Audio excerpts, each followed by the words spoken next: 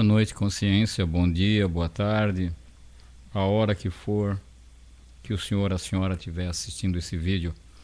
Hoje eu decidi remexer nos meus vídeos que eu tinha comprado e não assisti, e encontrei uma obra de arte, mais uma.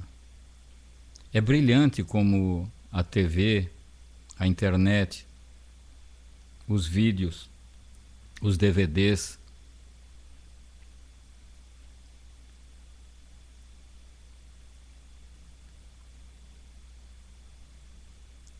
assim como outros meios de comunicação, quando são usados de maneira positiva, são fantásticos, né?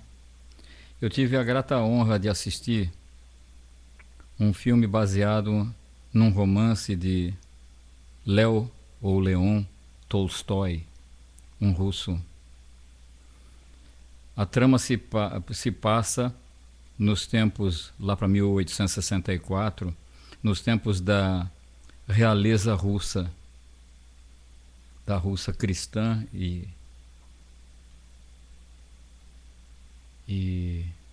monárquica.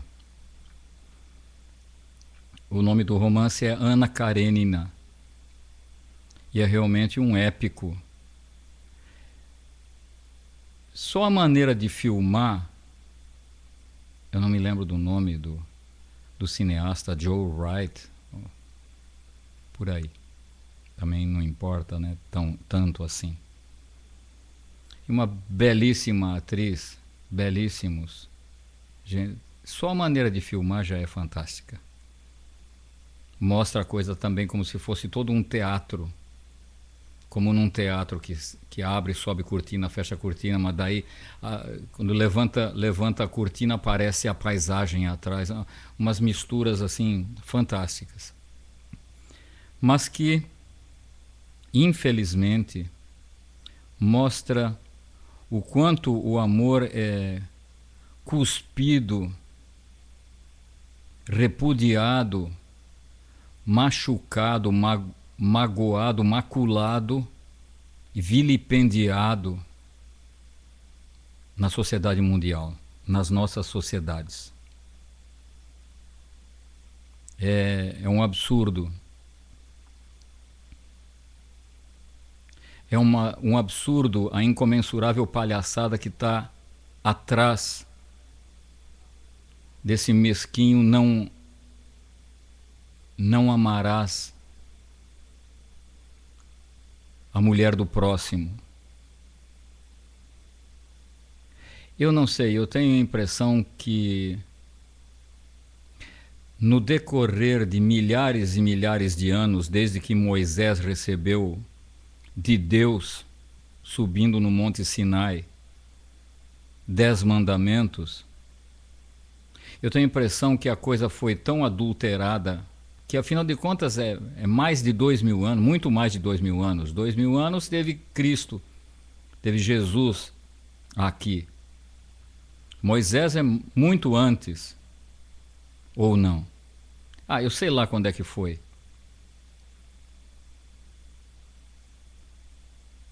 Mas essas tábuas dos 10 mandamentos é muito, muito, muito, muito antiga.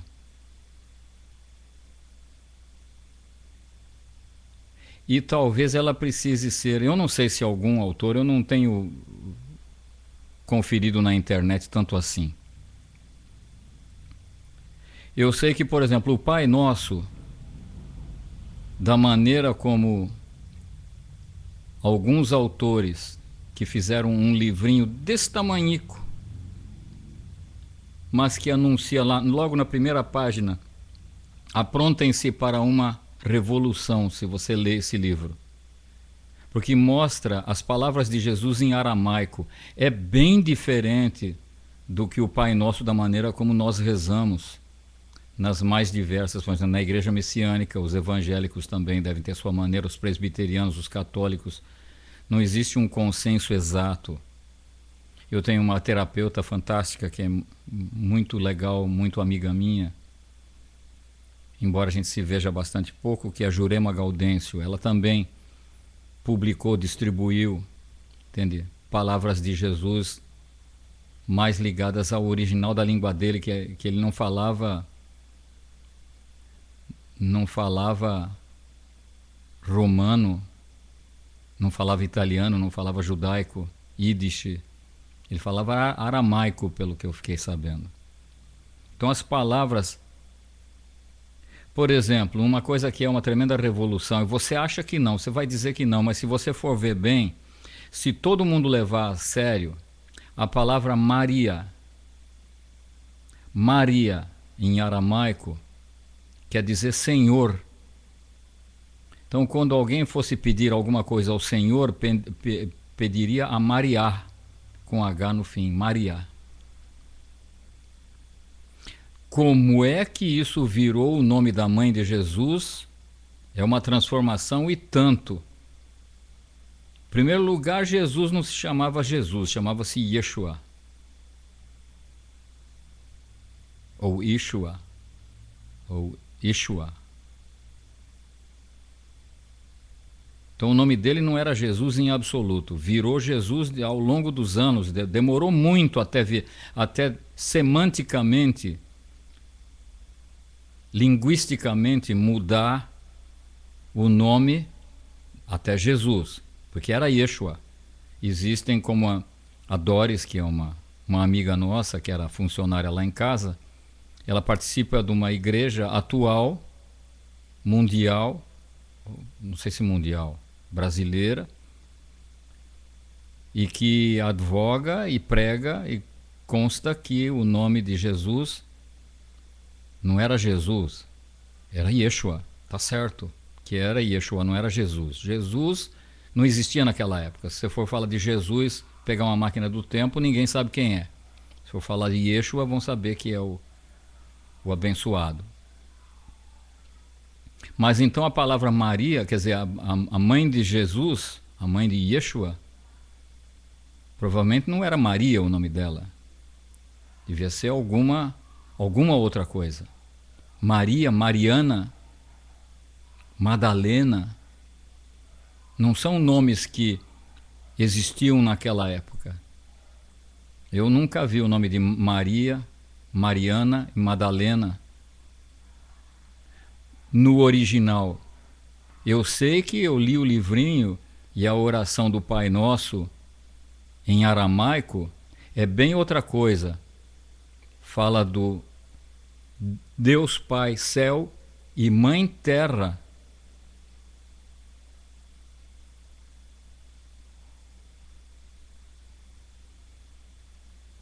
A hegemonia paterna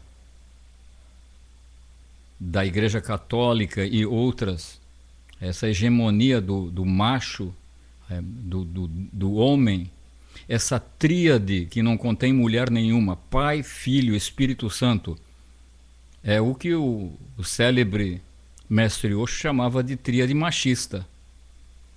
Só homens. Mulher só serve para ser freira, servir e mais nada.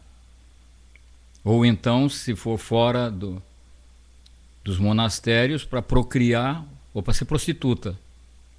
Quer dizer, procriando ou não procriando, parece que a mulher cabe neste latifúndio a parte de sexo, de procriação. E não é assim que a mulher está cada vez mais provando que ela tem muito mais bom senso do que o homem. As mulheres, como a minha amiga Purna, dirigem muito melhor do que homens. E elas dirigem empresa muito melhor do que homens atualmente. Cada vez mais tem mulher. Graças a Deus, amém. Deus que como um velhinho de barba branca não existe, mas está lá, existe alguma coisa, né? Mas então vamos voltar para Yeshua e para Ana Karenina. Que coisa feia, que coisa feia, feia, feia, feia, feia. Vocês vão dizer, entende, que eu sou grotesco ou que eu sou imoral. Mas eu, como não sou casado, qualquer pessoa não casada ou casada pode se apaixonar. Eu, o senhor, a senhora, qualquer um. Se eu me apaixonar pela minha vizinha, isso não significa que eu tenho que namorá-la ou transar com ela, casar com ela, acasalar. Não. Me apaixonar é uma coisa que transcende, que precede essas ações, casar, transar sexualmente, namorar, pegar na mão, falar coisas doces e bonitas ou incrivelmente agressivas, como entre muitos casais acontece, infelizmente.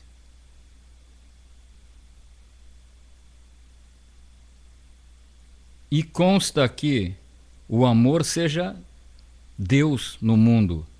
O amor deveria ser o mais alto valor. Agora, a senhora imagina, a senhora tem um vizinho que é dono da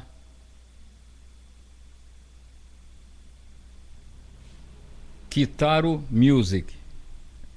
Kitaro é um conhecido meu. Ou qualquer outra firma. E ele é casado com alguém há muitos anos. E o casamento é um fracasso e todo mundo sabe que ele só tem um casamento de fachada. Aí a senhora se apaixona por ele e ele pela senhora. Eu pergunto como é que fica. Ninguém quer tocar nesse assunto. E se você assistir, inclusive de uma maneira meio tosca, meio mal feitinha, porque de uma maneira bem feitinha, colocaram o filme, eu não estava nem acreditando, que foi rodado em 2012, colocaram na íntegra na internet, e a YouTube foi lá, porque não consta da política deles, foi lá e tiraram do ar. Mas existem outras pessoas, e tem uma versão falada em espanhol que foi colocada lá. Não é muito boa visualmente, mas dá para encarar. Só que não é também no inglês, eu acho que é no espanhol.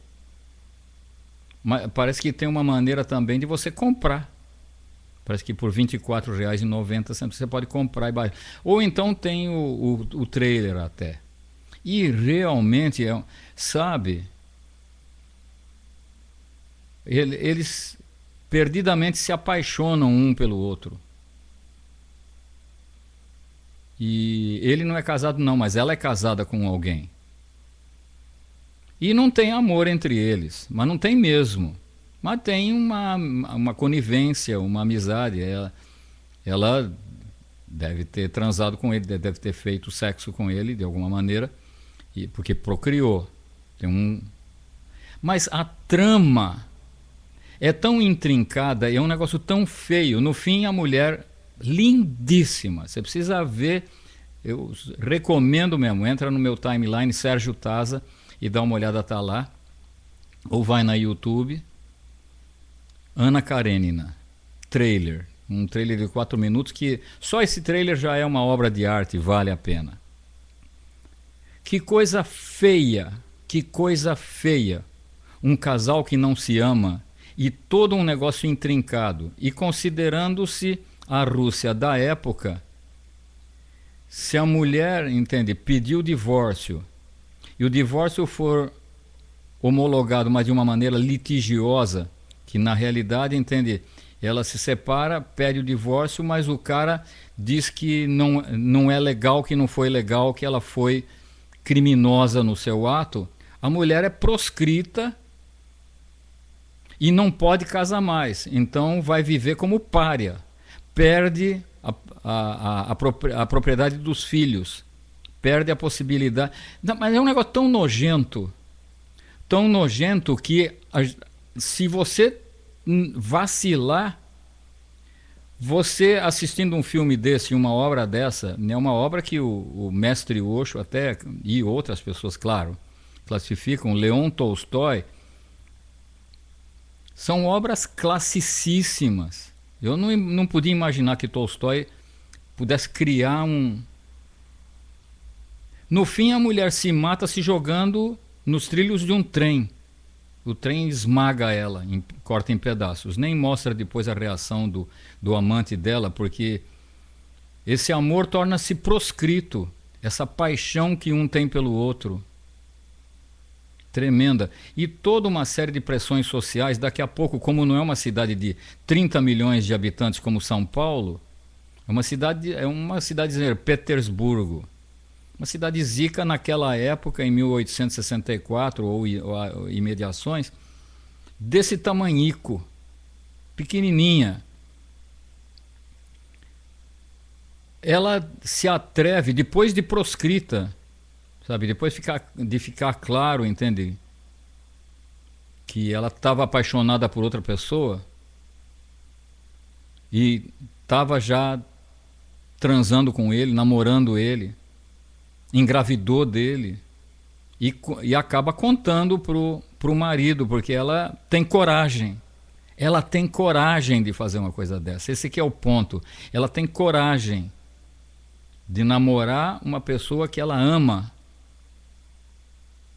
E envolta numa trama social miserável, que é a trama social do casamento indissolúvel, que não pode ser, que a pessoa não tem o direito de pedir para pular fora. Desculpa, foi engano, não dá mais, eu não aguento mais, quero pular fora. Como inúmeras e inúmeras e inúmeras mulheres, cada vez mais, e homens também, seja no Brasil, que eu vi as estatísticas, seja na Alemanha, que eu vi as estatísticas, e no mundo inteiro, que eu não vi as estatísticas, mas eu aposto como está aumentando, a quantidade de divórcios é imensa. Quem aguenta um tranco desses? O que eu chamo de tranco? Coisa mais bonita do mundo é o amor entre as duas pessoas que se amam. Coisa mais nojenta e mais feia é o amor quando se torna feio. É o amor quando acaba e as duas pessoas continuam ficando juntas. O que o mestre Osho chama de mera prostituição. Se você está junto com um homem, se você está junto com uma mulher e vocês não se amam e se relacionam sexualmente, é uma mera prostituição. Na realidade, é socialmente quem dá mais. Quem dá mais. E as pessoas têm que ficar juntas.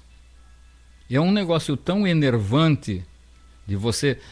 todo mundo devia assistir filmes dessa natureza, porque mostram uma realidade tremendamente desagradável.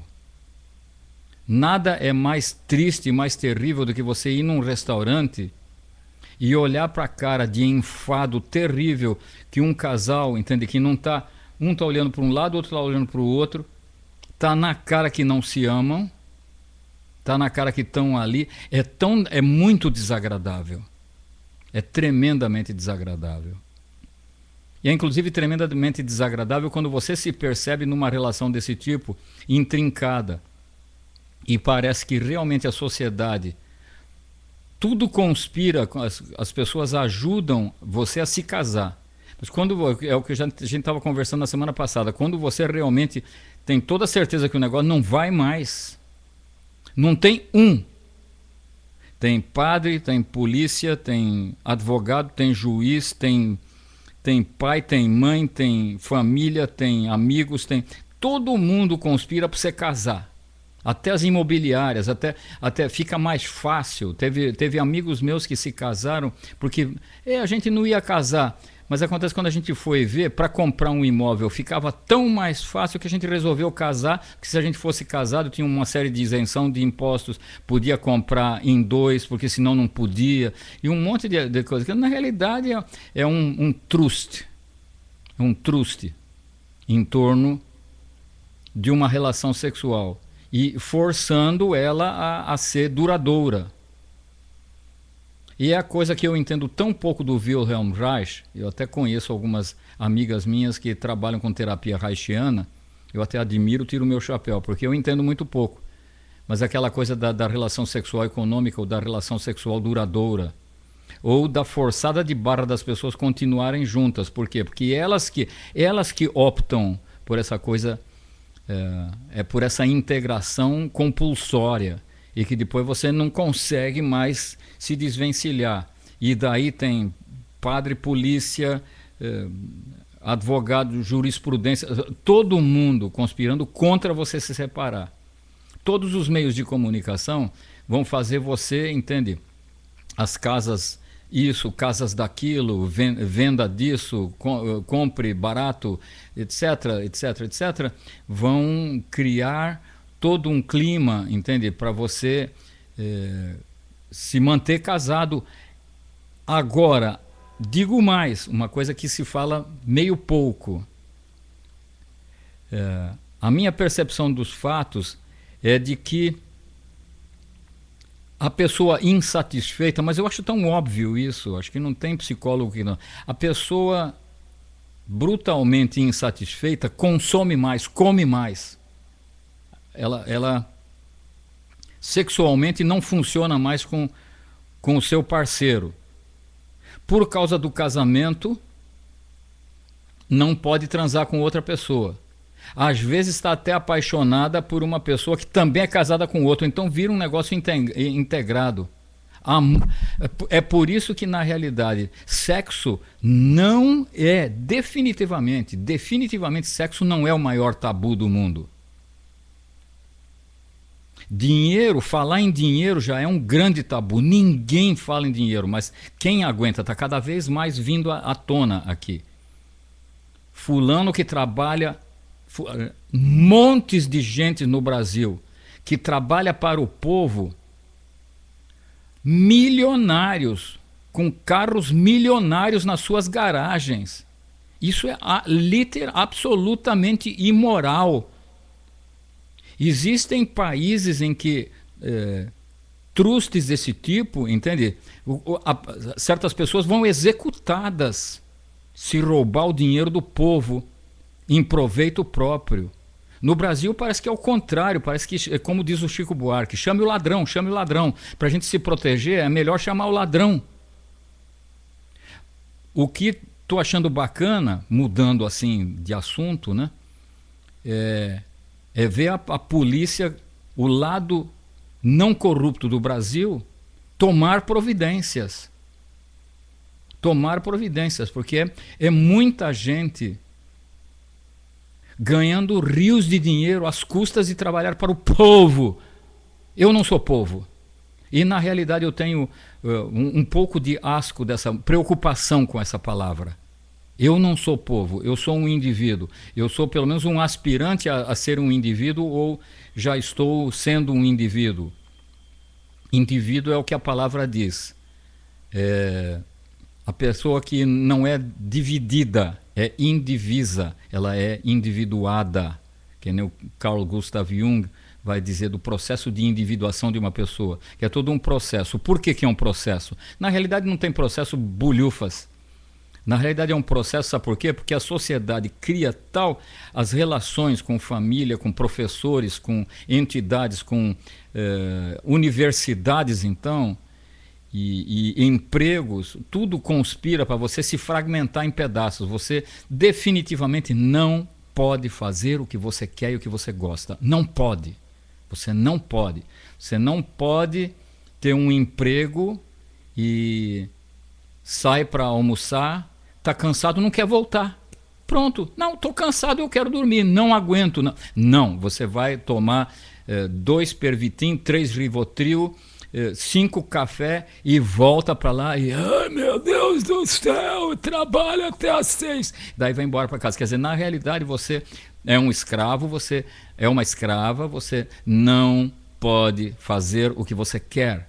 A verdade é simplesmente essa. Você pode, eu pergunto, você pode fazer o que você quer? Não, você não pode existir no social, você não pode existir no contexto familiar, você não pode fazer o que você quer em hipótese alguma. Você não pode voltar para o emprego depois da hora do almoço, na hora que você quer. Você não pode chegar no emprego porque você assumiu que um papel ali que você tem que chegar às 8 horas da manhã, ou às 7, ou às 8h30, entende? Você tem que cumprir aquilo, entende? Todo mundo a sorrir para você. Por favor, entre aqui, não, você é maravilhoso. Olha, assina aqui que você vai entrar todo dia às 8h30.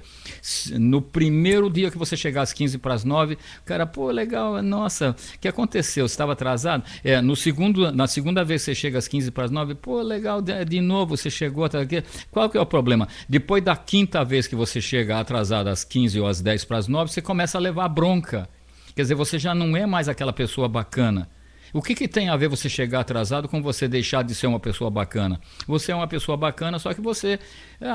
desculpa, eu sou irresponsável, tenho problema de condução, eu dormi demais, ou sei lá. Não. Todo mundo acha maravilhoso e todo mundo oferece para você o cartão de crédito XYZ, raiz quadrada de 439, que não existe.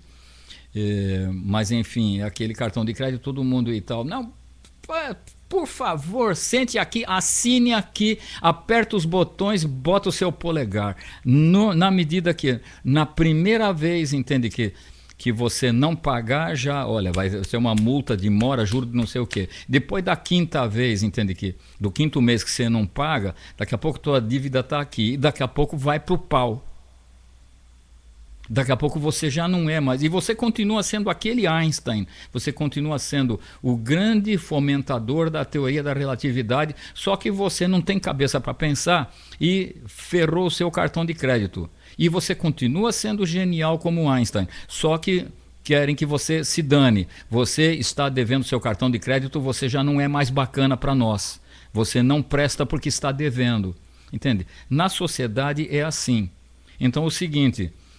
a pessoa sexualmente insatisfeita, qualquer haitiano acho que chegou a essa conclusão, não sei se eu estou generalizando demais, mas é a conclusão que eu estou percebendo, né, que você vai ficar cada vez mais ganancioso, cada vez mais gananciosa, você vai mais, a sociedade te recompensa. Você vai 2 vezes por ano para Toronto, no Canadá, vai para o Tibete, na Índia, vai para o Afeganistão, vai para a Índia, vai comprar na grife tal em Londres, teu marido paga, vocês não se amam, entende? Você quando está lá encontra um outro cara e transa com ele escondido, sabe, toda essa trama nojenta. Eu não sou um moralista, eu estava conversando com o Celinho Catalã e o Célio Catalã, são 2 amigos meus aqui de Barra Bonita, gente idônea, gente formidável, gente quase que perfeita, perfeito ninguém é. Entende? Eu estava dizendo, eu não sou um moralista, eu pleiteio a consciência, eu sou um pouco consciente. Então, não por moralismo. Eu acho tudo isso muito imoral, acho feio. 2 pessoas que não se amam, morando juntas, dormindo uma do lado da outra. Uma conhecida minha chorando no telefone disse que, olha, eu transo com ele, não suporto esse cara, mas eu resolvi voltar a morar com ele e já tinha se separado. Eu resolvi voltar, entende? Porque por motivos, entende? Por compaixão, por cuidar dele, porque não estava bem. Ele dizia até que talvez fosse se matar porque não aguentava viver sem mim. Eu voltei, mas eu não suporto ele. E cada vez que a gente faz sexo, porque ele gosta de fazer, eu não suporto. Quando ele termina, eu saio da cama e vou no quarto do lado e choro baixinho. E isso é a realidade, inclusive, de milhões de mulheres pelo mundo afora, particularmente pelo que eu conheci do meu mestre Osho, na Índia. Na Índia, o consenso é o macho, o homem indiano, não quer que a mulher saiba que existe um negócio chamado orgasmo. Por quê? Porque no dia que a mulher ficar sabendo que ela pode ter um orgasmo e ficar muito satisfeita, e no dia que ela souber que o homem, entende? O homem não, se tiver um orgasmo, está acabado. Ele tem que comer pizza, tem que dormir, tem que roncar, tem que, sabe? Ele se despedaça no ato sexual. Eu não estou falando nada de imoral, mas a mulher é capaz de ter reações em cadeia. Isso a psicologia já sabe, se fala-se abertamente isso. Não estou falando nada de muito misterioso. A mulher pode ter, numa relação sexual, inúmeros orgasmos. E o homem, se tiver um, capota e no máximo consegue se recobrar em alguns minutos ou meia hora, e se tiver um segundo ele se destroça. O homem é muito fraco e a mulher é muito forte. Então a tática do homem indiano é a seguinte: você não deve permitir que a sua mulher descubra que o orgasmo existe, porque se ela tiver um, ela é capaz de notar que pode ser que ela perceba que ela pode ter mais do que um. E aí, quem é o homem que tem capacidade de fornecer à sua parceira inúmeros orgasmos, levando-se em consideração que o homem, se tiver um, ele capota, cai para o outro lado, dorme, começa a roncar, e a mulher insatisfeita começa a chorar, porque ela intuitivamente sabe que perdeu alguma coisa. Na realidade, o que eu estou falando não é muito original. Se vocês forem ver na literatura que um gigantesco mestre chamado Osho, assim como um homem admirável chamado Wilhelm Reich, outros pesquisadores e autores como Alexander Lowen e inúmeras outras pessoas estão falando praticamente a mesma coisa do que eu estou dizendo.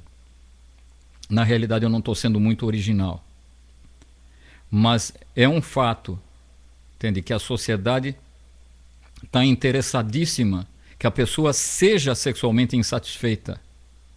Por exemplo, jogador de futebol, dava-se muita risada, há uns 8 anos atrás, ou 10 anos atrás, quando teve uma Copa do Mundo, e anunciaram, entende, que o Ronaldo, futebolista, assim como todos os futebolistas, Ronaldo tinha acabado de se casar, entende? Mas que estava proibido relação sexual. Porque a pessoa sexualmente insatisfeita quer brigar muito mais. Por exemplo, eu ouvi dizer que o soldado norte-americano, atualmente, ele é mais satisfeito sexualmente, então tem menos tendência a brigar. E a pessoa que é sexualmente insatisfeita, ela quer brigar mesmo, porque ela fica irritadíssima. Quer dizer, que a privação sexual dá um ódio terrível que é investido na guerra, na destruição, na luta, na briga, no tapa. No tapa, no tiro, na facada, na bomba atômica, na bomba e tudo mais. E a pessoa come mais, e a pessoa quer consumir mais. E a sociedade precisa de consumidores cada vez mais ávidos. Hoje eu estava vendo uma outra coisa imoral. Um tremendo anúncio de um carrão maravilhoso de uma firma que eu não vou dizer qual é, nem lembro mais, aliás, nem quero, entende? Mas eu tenho notado isso faz anos, entende? Eu não concordo, eu discordo, eu vou falar num outro vídeo a respeito desse assunto, que é a tal da taxa zero. Eu acho imoral. Pelo contrário, cigarro e automóvel devia ter o máximo de taxa possível. Por exemplo, um maço de cigarro devia custar R$ 50. E ainda, sabe, e por exemplo, para o fabricante, R$ 5,45 para o governo. Maravilha! Porque não é o governo, não existe o governo. Na realidade, uma das maiores falcatruas é a gente achar que governo existe. Governo não existe. O que existe somos nós, os cidadãos, e que nós, para nos organizarmos, criamos uma situação em que, por exemplo, não, aquela pessoa, eu vou votar naquela pessoa, vou eleger aquela pessoa porque eu confio nela e eu não sei resolver uma série de assuntos que eu tenho certeza que ela sabe, como burocrata, ou como demagoga, ou como advogada, ou como discursiva. Entendeu? Eu tenho certeza que essa pessoa, eu confio nela. E ela está a fim de trabalhar para mim, para maior conforto social. Então nós inventamos a ideia de cidade, de bairro, de estado, associação das senhoras do bairro, de cidade, de estado, de país, que é para ajudar os seres humanos, os cidadãos desse país. As pessoas deveriam ser, como diz o Osho, funcionalistas. O governo deveria ser funcional. Essas pessoas estão aí para nos servir. Não concordo com o presidente Kennedy que eu tenho que perguntar no que eu posso servir ao meu país. Não, é o contrário. O que o meu país pode me servir? O que a sociedade pode me dar? E uma sociedade que dá tanto, dá tanta cesta básica, dá tanto conforto, dá tanta beleza, quem não quer trabalhar para uma sociedade assim? Eu quero, todo mundo quer. Quanto mais opulenta for a sociedade, mais feliz todos nós vamos ser, todos nós seres humanos seremos mais e mais felizes. Então, como não querer retribuir se eu faço parte, por exemplo, de uma firma como a Google? Eu ouvi dizer, entende, que é uma enormidade de gentileza, de presteza, de competência e de tranquilidade trabalhar lá dentro. Eu não sei, eu só ouvi dizer e li a respeito. Mas parece que o negócio é tão bacana, um belo restaurante, o restaurante é tão bom, não é obrigatório, mas o restaurante é tão bom, a sobremesa é tão boa, a comida é tão boa, de primeira linha de categoria, que quem quer sair para comer fora nessa barulheira miserável que é uma cidade industrializada, uma grande metrópole? Não, ninguém vai querer, o pessoal vai querer ficar ali, porque inclusive depois tem jogos eletrônicos, tem cadeira para você descansar, cadeira eletrônica que faz assim, você treme. Então, e aí a firma é tão boa, hoje em dia o empresário que é dono de uma firma, eles estão se tornando cada vez mais espertos, eles notam e entendem que quanto mais inteligentes e satisfeitos estiverem os seus assalariados, os seus empregados, melhor para a firma, entende? O cara que trabalha obrigado, na marra, entende? Amuado com o cara, que nem eu estava recortando aí da Folha de São Paulo, saiu um negócio assim, que assédio moral é praticamente crime dentro de empresas. E é burrice, inclusive, porque o cara que trata mal os empregados, se trabalhar, vai ter que trabalhar na marra. E quem trabalha por prazer, por amor, o amor ao que você faz.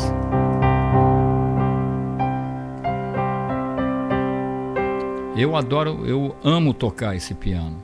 Então eu toco bem, eu amo tocar e cantar. Eu canto bem, eu toco bem, eu interpreto Beatles como ninguém e outras pessoas que eu gosto, que eu amo. Não é uma sacanagem, não é uma prostituição. Eu canto aquilo que eu amo. Amo James Taylor, Elton John, Ray Charles, Chico Buarque de Holanda, Gilberto Gil, Caetano Veloso. Talvez o Caetano nem tanto, ele me perdoe, mas não, mas já foi meu herói.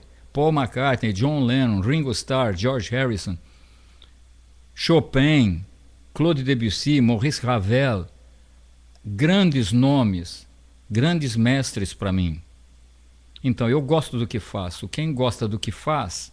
Agora você imagina, você está casado com alguém que você não ama. É um nojo, é imoral, para com isso.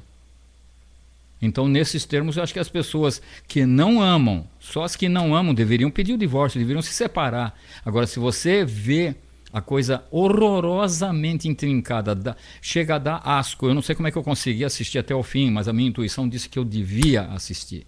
Eu aguentei assistir Ana Karenina até o fim. É um horror.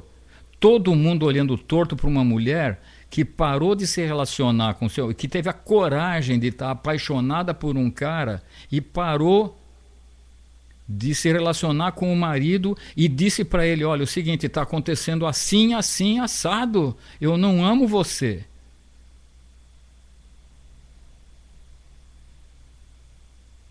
Eu não amo você. Eu amo aquele fulano. É terrível, mas e agora? E a verdade? A sociedade, diz o Osho, não é só porque ele diz, veja você, a sociedade recompensa o mentiroso. Se você for lá e disser, não, imagina, eu não estou apaixonado por ela. Ah, tá bom, tá bom. Ah, você não tá? Todo mundo sabe que tá. Mas, sabe, não fui eu. Sabe, agora, se você falar a verdade, você roubou R$10 do caixa para comprar pão para sua mãe que está doente e você não tem grana. Se o cara perguntar, você roubou? Se você disser, sim, eu roubei, tá aqui o pão, tá aqui os 10 reais, em geral você vai ser punido se falar a verdade. Então que espécie de sociedade é essa que nós estamos criando? Se você mentir, você é liberado. Se engolirem a sua mentira. Só que a mentira tem perna curta. Que espécie de sociedade? Agora veja você, vamos piorar esse negócio. Se a mentira é o que eu fico pensando, onde é que a OAB enfia a cara. Porque outro dia eu vi um vídeo da OAB reclamando, caramba, as pessoas olham para nós assim, olhando torto. Estavam reclamando, pelo que eu entendi. Mas pensa bem, um país que parece uma falcatrua, em que se mente descaradamente. Aí alguém está mentindo, porque um cara disse, olha, eu paguei propina para esse fulano, e foram 40 milhões. Então ele disse uma assertiva, foi o José das Couves, disse que o Zé da Pizza recebeu, são só nomes supostos, né? Recebeu 40 milhões. E daí você vai no jornal e o jornal vai dizer impune e descaradamente, o fulano negou.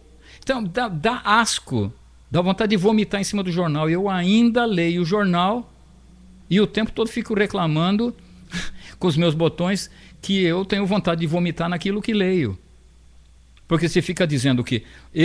Um cara dizendo, eu peguei, agora, cadê as notas fiscais? Cadê a prova, inclusive, de que alguma coisa vai ter que ser provada? Vamos ter que descobrir em qual conta o Zé da Pizza depositou o quê? Tem que ser apurado e está sendo apurado. Agora, aonde, entende? Que um local maravilhoso como o Uruguai tinha um presidente que andava de Fusca para lá e para cá. E de repente tem um fulano com carros importados dentro da propriedade dele. Só um dos carros são 4,5 milhões de reais, pelo que eu entendi. Talvez seja 2,5 milhões, talvez eu esteja errado. E um deles, o mais barato, custa 400 mil dólares. Da onde que um cara se sente no direito, inclusive uma pessoa, que quando eu estava na Alemanha e na Índia, meu pai me contando, olha, não posso mexer na minha caderneta de poupança.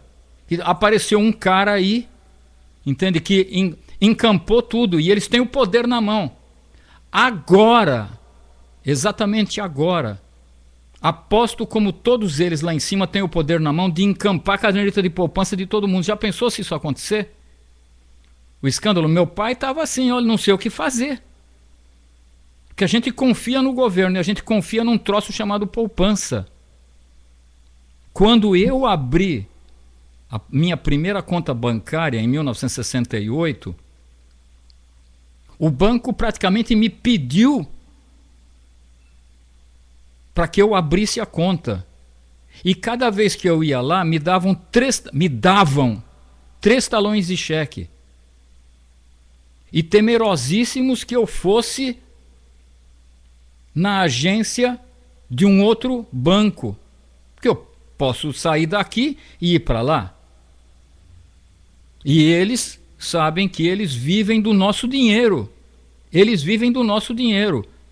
Então eu vou lá carpir, eu vou lá, tenho ameaça de ataque cardíaco de tanta insegurança.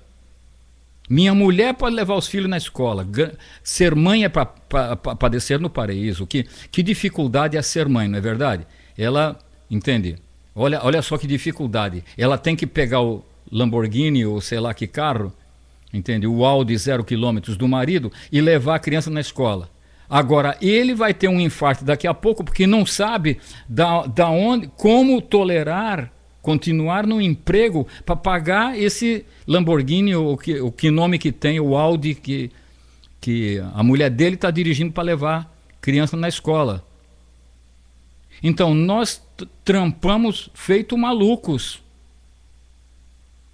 carpindo. O mestre Osho diz que a coisa é tão intrincada que você nem percebe o que estão fazendo com você. E dá a impressão, entende, que um cara que está ali cortando plantando nabo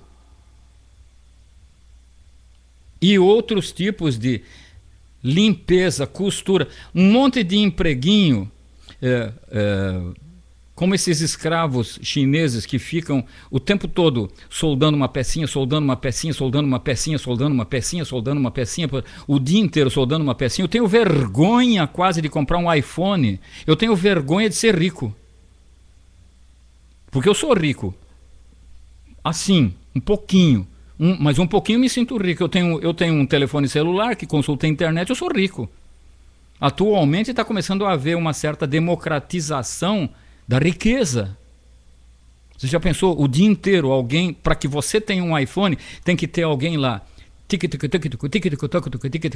Não, porque a nossa firma é estadunidense, mas tudo é fabricado na China. Claro, por quê? Porque lá tem escravo. Tem gente até hoje, eu fiquei sabendo, entende, que trabalha única e exclusivamente pelo prato de comida que recebe. A coisa é tão intrincada, entendeu? Que a pessoa trabalha única e exclusivamente por um prato de comida. É terrível um negócio desse, então eu me sinto quase que culpado. Perigo eu me sentir culpado de ter poder aquisitivo para um iPhone, para um celularzinho. Mas o que importa é a consciência. Eu tenho que ter noção de que tem gente que constrói esse negócio aí, que está trabalhando para mim. Mas o que não se sabe é que são bilhões no mundo de seres humanos cortando planta e plantando mandioca para nós comermos, ou para as pessoas que estão com o poder na mão comer. Com essa democratização dos bancos, são milhões e milhões e milhões e milhões e milhões de brasileiros, milhões de pessoas no mundo, que agora, em qualquer lugar, vai em qualquer banco e abre uma conta bancária. Qualquer pessoa pode abrir uma conta bancária em qualquer lugar, mesmo sem ter praticamente renda nenhuma. É importante lembrar, entende, que são bilhões de pessoas e hoje, eu vou até propor uma campanha aqui, se vocês quiserem me ajudar, porque eu tenho minhas contas para pagar também, então vamos fazer uma brincadeira. Mande para mim 10 centavos, uma campanha mundial.